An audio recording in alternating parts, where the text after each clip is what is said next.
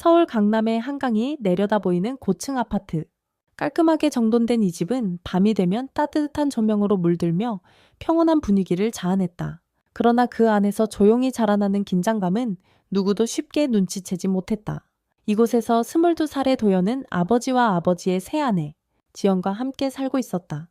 가을이 깊어가는 10월, 한강에서 불어오는 차가운 바람이 창문을 스치며 집 안 공기를 서늘하게 만들었다. 도연은 대학생으로 경제학 전공 3학년이었다.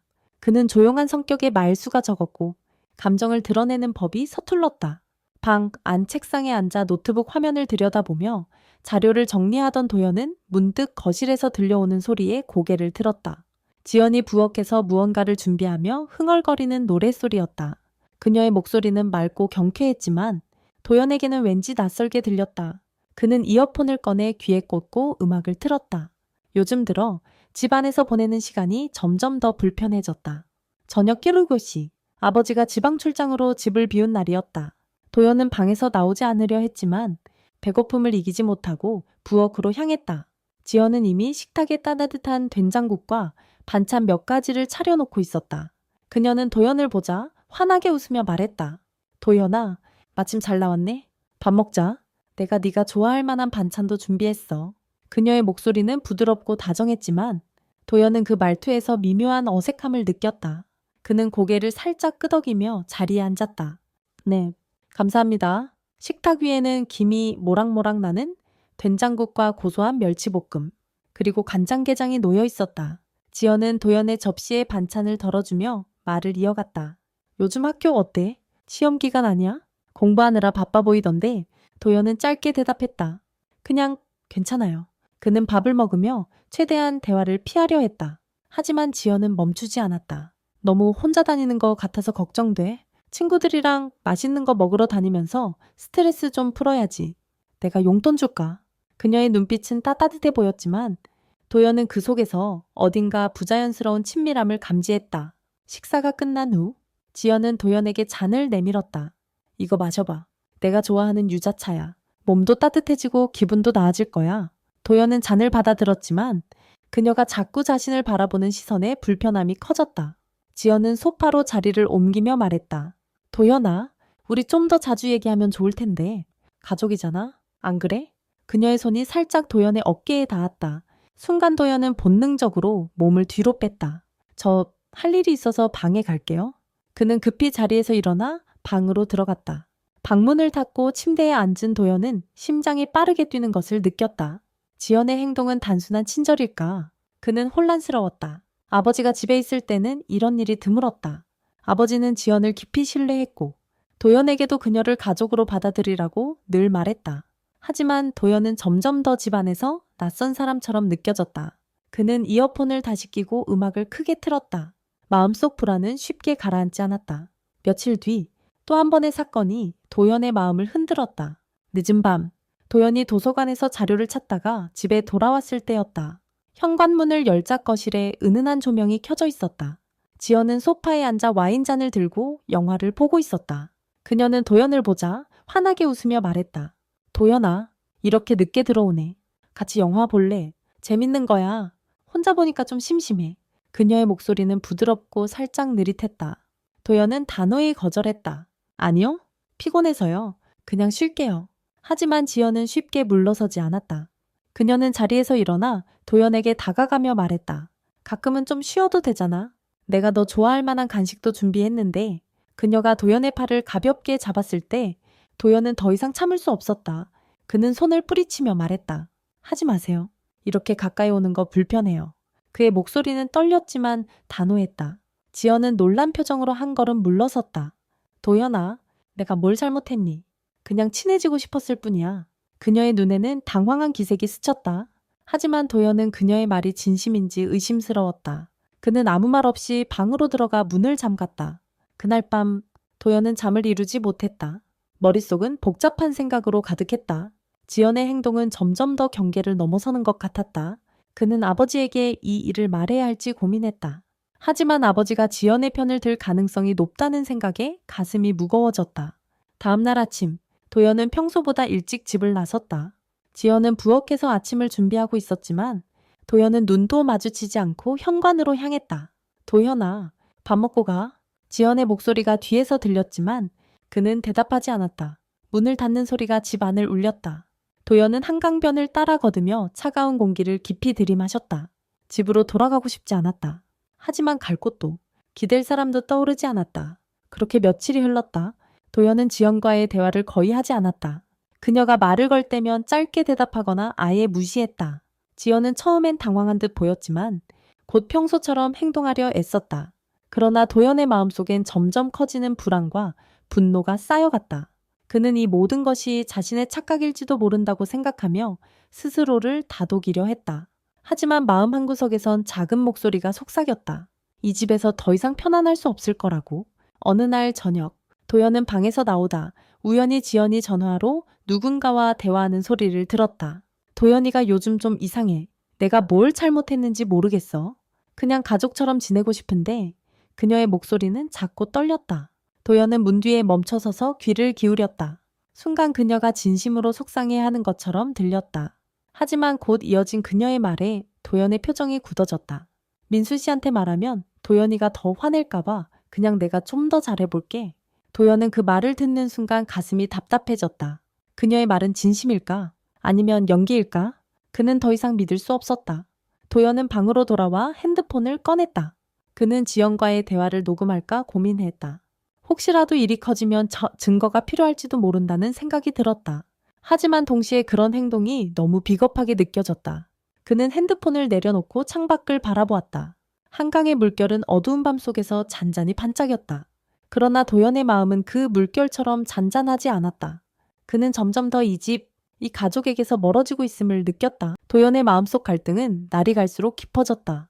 한강변 아파트는 여전히 고요한 겉모습을 유지했지만 그 안에서 흐르는 공기는 점점 더 무거워졌다.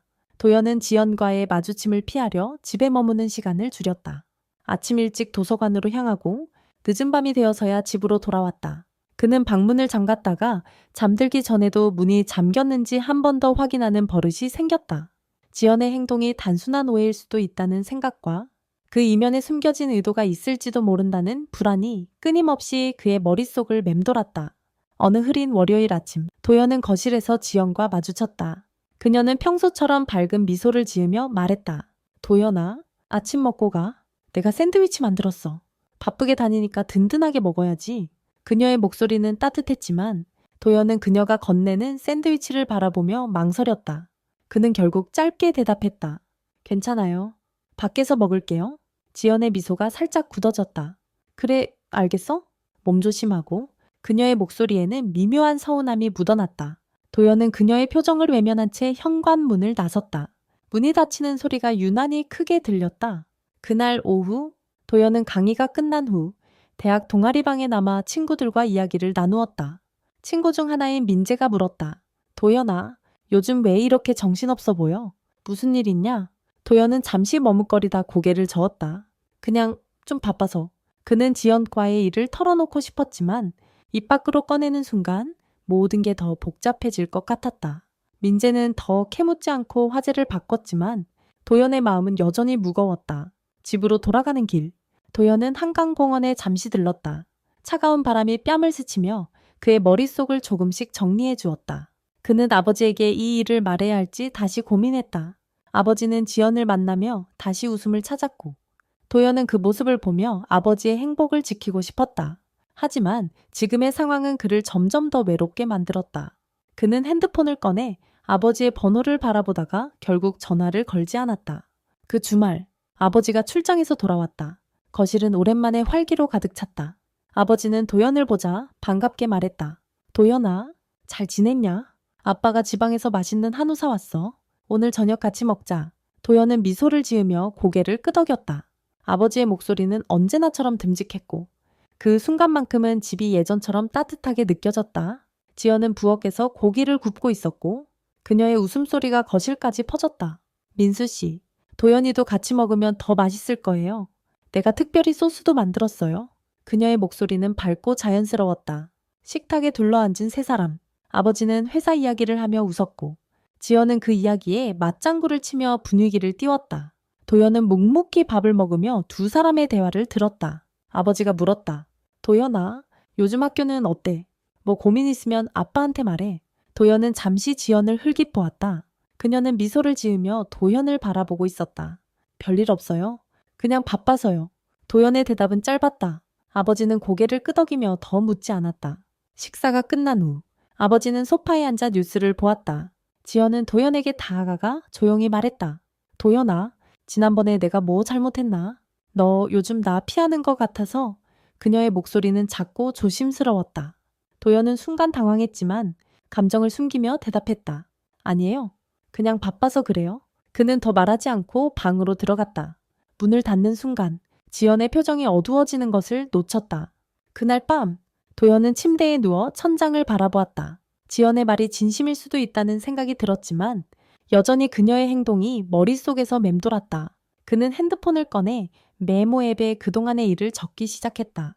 지연이 가까이 다가왔던 순간들, 그녀의 손길, 그녀의 말투, 적다 보니 자신이 너무 예민한 게 아닌가 하는 생각이 들었다.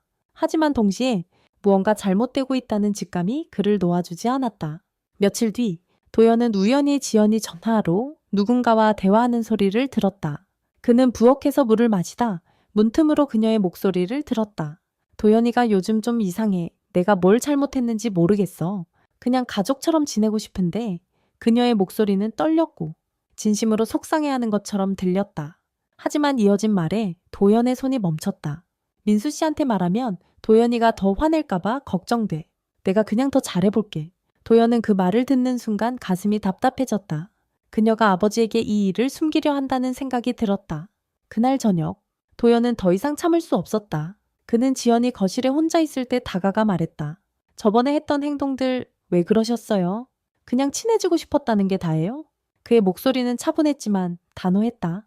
지연은 놀란 표정으로 도연을 바라보았다. 도연아, 내가 너 불편하게 했으면 미안해. 정말 그냥 가족처럼 지내고 싶었을 뿐이야. 그녀의 눈에는 당황과 서운함이 뒤섞여 있었다. 도연은 그녀의 말을 믿고 싶었지만 마음 한구석에서 의심이 사라지지 않았다. 그는 결국 말했다. 앞으론 그냥 저랑 거리 두세요? 그게 편할 거예요.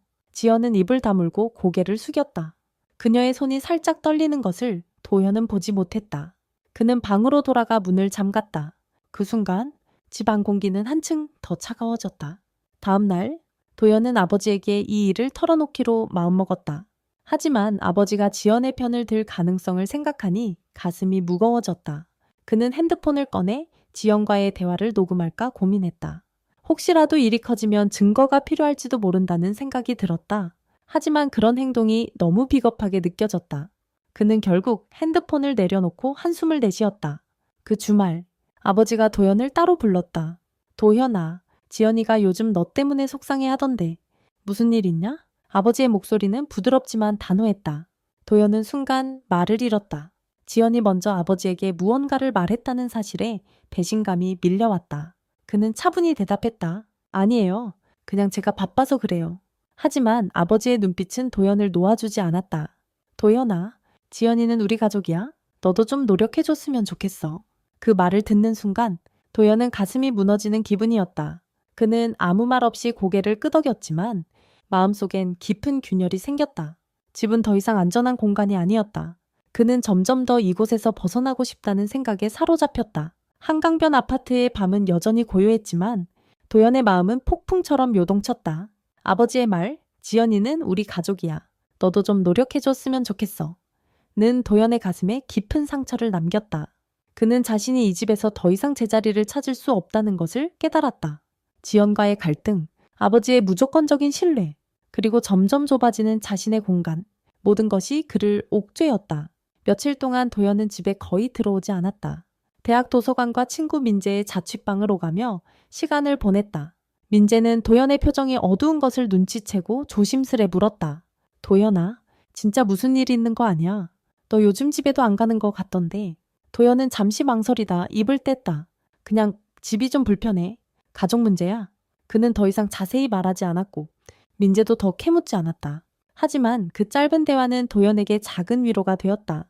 적어도 누군가는 자신의 변화를 알아챘다. 그러나 집을 완전히 피할 수는 없었다. 어느 늦은 저녁, 도연이 현관문을 열자 거실에서 아버지와 지연의 대화 소리가 들렸다. 아버지의 목소리는 낮고 진지했다. 도연이가 요즘 왜 저러는지 모르겠어. 내가 잘못 키운 걸까? 지연이 부드럽게 답했다. 민수 씨, 너무 자책하지 마세요. 도연이도 젊으니까 자기 감정을 정리하는 데 시간이 걸릴 거예요. 내가 더 잘해볼게요. 그 말에 도연은 문 뒤에 멈춰 섰다. 지연의 목소리는 진심처럼 들렸지만 도연의 마음은 여전히 차가웠다. 그는 소리 없이 방으로 들어가 문을 잠갔다. 그날 밤 도연은 결심했다. 더 이상 이 집에서 버틸 수 없었다. 그는 아버지에게 모든 것을 털어놓고 필요하다면 집을 떠나겠다고 마음먹었다. 다음 날 아침 도연은 아버지가 회사로 출근하기 전 거실에서 그를 붙잡았다. 아빠, 할 얘기 있어요? 그의 목소리는 떨렸지만 단호했다. 아버지는 놀란 표정으로 소파에 앉으며 말했다. 그래? 무슨 일이냐? 도연은 숨을 깊이 들이마셨다. 지연 씨 때문에 집에 있는 게 불편해요. 제가 착각한 걸 수도 있지만 저한테 너무 가까이 다가오려고 하는 것 같아요. 불편한 행동들이 있었어요. 그는 지연이 자신에게 와인을 권했던 밤 어깨에 손을 올렸던 순간들을 조심스럽게 꺼냈다. 아버지의 표정이 점점 굳어졌다. 도연아, 그게 무슨 말이야? 지연이가 너한테 왜 그러겠어? 그냥 친해지려고 한 거 아니야. 도연은 예상했던 반응에 가슴이 아팠지만 물러서지 않았다. 아빠, 저도 처음엔 그렇게 생각했어요. 근데 계속 반복되니까 저한테는 그게 그냥 친절로 안 느껴졌어요. 아버지는 한숨을 내쉬며 고개를 저었다. 도연아, 지연이는 좋은 사람이야. 네가 오해한 거야. 내가 지연이랑 얘기해볼게. 하지만 너도 좀 이해하려고 노력해. 그 말에 도연은 더 이상 대답할 말을 찾지 못했다. 그는 방으로 돌아가 문을 닫았다. 그날 저녁 지연이 도연의 방문을 두드렸다. 도연아, 잠깐 얘기할 수 있을까? 그녀의 목소리는 조심스러웠다. 도연은 문을 열었지만 그녀를 마주보는 눈빛은 차가웠다. 지연은 침대 옆에 서서 말했다. 민수 씨한테 들었어. 내가 너 불편하게 했다면 정말 미안해. 난 그냥 너랑 가족처럼 지내고 싶었을 뿐이야. 오해가 있었다면 풀고 싶어. 그녀의 눈에는 눈물이 고여 있었다. 도연은 그녀의 말을 듣고 잠시 흔들렸다. 하지만 지난 몇 달간 쌓인 불씨는 쉽게 사라지지 않았다. 그는 차분히 말했다. 지연 씨, 저도 오해하고 싶진 않아요. 근데 지금은 그냥 거리를 두는 게 나을 것 같아요. 지연은 고개를 숙이고 조용히 방을 나갔다. 그녀의 발소리가 멀어지자 도연은 문을 잠갔다. 마음 한구석이 무겁게 가라앉았다. 며칠 뒤 도연은 민재의 도움으로 자취방을 알아보기 시작했다. 그는 더 이상 이 집에서 버틸 수 없다는 결론에 도달했다. 아버지에게는 아직 말하지 않았지만 곧 독립할 계획이었다. 그러던 어느 날 도연은 우연히 지연이 친구와 전화로 대화하는 소리를 들었다. 도연이가 나를 완전히 오해했어. 내가 뭘 잘못했는지 모르겠어. 민수 씨도 나를 믿어주는데 도연이랑은 도저히 가까워질 수가 없어. 그녀의 목소리는 떨렸고 절망감이 묻어났다. 도연은 그 말을 듣고 순간 멈칫했다. 그녀가 정말로 진심이었을지도 모른다는 생각이 스쳤다. 하지만 이미 너무 많은 감정이 얽혀버린 뒤였다. 결국 도연은 아버지에게 자신의 결정을 밝혔다. 아빠, 저 자취할게요. 학교 근처에서 방구했어요. 아버지는 놀란 표정으로 물었다. 갑자기 왜? 도연아, 무슨 문제 있으면 얘기해. 도연은 고개를 저었다. 그냥 저한테 시간이 필요해요. 여기 있으면 마음이 편하지 않아요. 아버지는 한참 동안 말이 없었다. 결국 그는 한숨을 내쉬며 말했다. 그래, 네가 그렇게 결심했다면 말리지 않겠다. 하지만 언제든 돌아올 수 있는 집이라는 거 잊지 마. 며칠 뒤 도연은 짐을 쌌다. 작은 캐리어 하나와 배낭이 그의 전부였다. 현관에서 아버지가 그를 배웅했다. 지연은 부엌에 서 있었지만 도연과 눈을 마주치지 않았다. 도연아, 몸 조심해라. 아버지의 목소리는 낮고 무거웠다. 도연은 고개를 끄덕이며 말했다. 네, 아빠도요. 그는 지연을 향해 짧게 고개를 숙이고 문을 나섰다. 한강변을 따라 걷는 도연의 발걸음은 무겁지만 단호했다. 그는 새로운 방에서 새 출발을 준비하며 마음을 다잡았다. 집을 떠난 순간 그의 가슴에는 자유로움과 함께 묘한 공허함이 뒤섞였다. 아버지와의 관계, 지연과의 갈등은 아직 풀리지 않은 채 남아있었다. 하지만 도연은 알았다. 이 결별이 자신에게 필요한 첫걸음이었다는 것을. 집으로 돌아온 지연은 거실에 앉아 조용히 한강을 바라보았다. 그녀의 손에는 따뜻한 차가 들려 있었지만 마음은 차갑게 식어갔다. 민수는 그녀 옆에 앉아 조용히 말했다. 도연이도 언젠간 이해할 거야. 너무 마음 아파하지 마. 지연은 고개를 끄덕였지만 눈가에 맺힌 눈물은 숨길 수 없었다. 집은 이제 더 조용해졌다. 하지만 그 조용함 속에는 누구도 말하지 않은 상처들이 여전히 떠돌고 있었다.